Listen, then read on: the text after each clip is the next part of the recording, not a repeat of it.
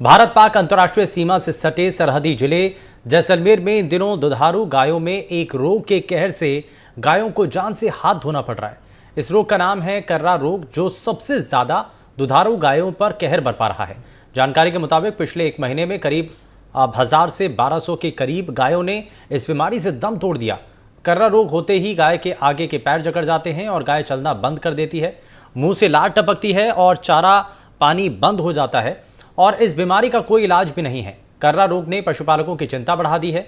गौपालक कर्रा रोग को लेकर चिंतित हैं और आंखों के सामने गाय दम तोड़ रही हैं, लेकिन पंचायतें और पशुपालन विभाग की तरफ से कोई ठोस इंतजाम नहीं किए गए।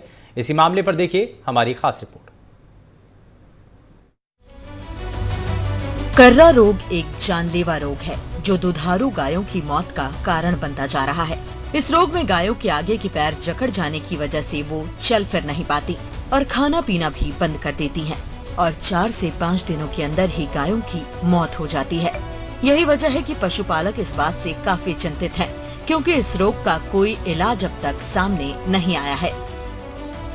जो हमारे क्षेत्र में गायों की जैसलमेर के अंदर का रोग चल रहा है, कर्रा वाला रोग, निरंतर गाय खत्म हो रही है। इसके ऊपर कोई अभी तक कोई रोकथाम नहीं है रोग की। जो कर्रा वाला रोग है जिसमें गायों के पैरों में जकड़न आ जाती है और मुंह में लाल टपक करके गाय खत्म हो रही है। बहुत तादाद में गायें यहाँ पशुपालकों के पास में हैं, लेकिन अब वो निराशजनक है, क्योंकि दुधारू गाय पशुपालकों की खत्म हो रही है और भी गायें खत्म हो रही है।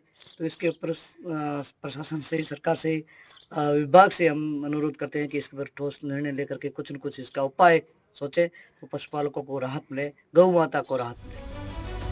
कर्रा रोग तेजी से फैल रहा है। इसमें पशुपालन विभाग और पशुपालकों की लापरवाही भी सामने आई है। कर्रा रोग से ग्रसित होकर गायें दम तोड़ रही हैं, लेकिन मृत गायों के शरीर का निस्तारण सही तरीके से नहीं किया जा रहा। लोग गायों के शवों को गांव के पास ही खुले में छोड़ देते हैं। गायों के शवों को गड्ढा खोदकर दफना देना चाहिए, लेकिन आसान नहीं हो रहा। इसे लेकर ग्राम पंचायतें भी कोई ठोस कार्रवाई नहीं कर रही हैं। कर्रा वाले रोग से गाय की भयंकर बीमारी चल रही है और ना तो कोई डॉक्टर है। और गाय मेरी खुद की भी 4 गाय थी, वो मर गई है।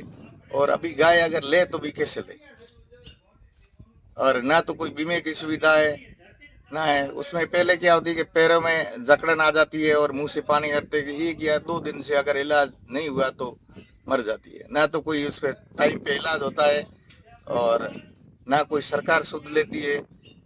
तो अगर गाय का अगर कुछ बीमा वगैरह ऐसा होता है तो भी गाय उसमें ली जाती है, पर वो भी कुछ सुविधा नहीं है, ना डॉक्टर की।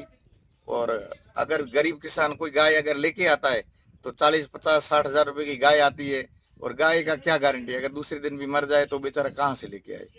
यही कर सरकार से और सबसे अनुरोध है कि गाय का तुरंत से तुरंत कोई तो इलाज करे, ना तो बीमा वगैरह ऐसी कोई योजना बनाए सरकार। गायों में फैल रही इस बीमारी को लेकर हमारे संवाददाता श्रीकांत व्यास ने पशुपालन विभाग के ज्वाइंट डायरेक्टर सुरेंद्र सिंह तंवर से बातचीत की, तो उन्होंने बताया कि इस बीमारी का बचाव ही उपचार है। गर्मियों के मौसम की शुरुआत के साथ ही ग्रामीण क्षेत्रों में गायों के मृत पशुओं के अवशेष और हड्डियां खाने से पशुओं में कर्रा रोग हो जाता है। दुधारू गायों के शरीर में फास्फोरस और अन्य पोषक तत्वों की कमी के कारण ये पशु मृत पशुओं की हड्डियां खाना शुरू कर देते हैं।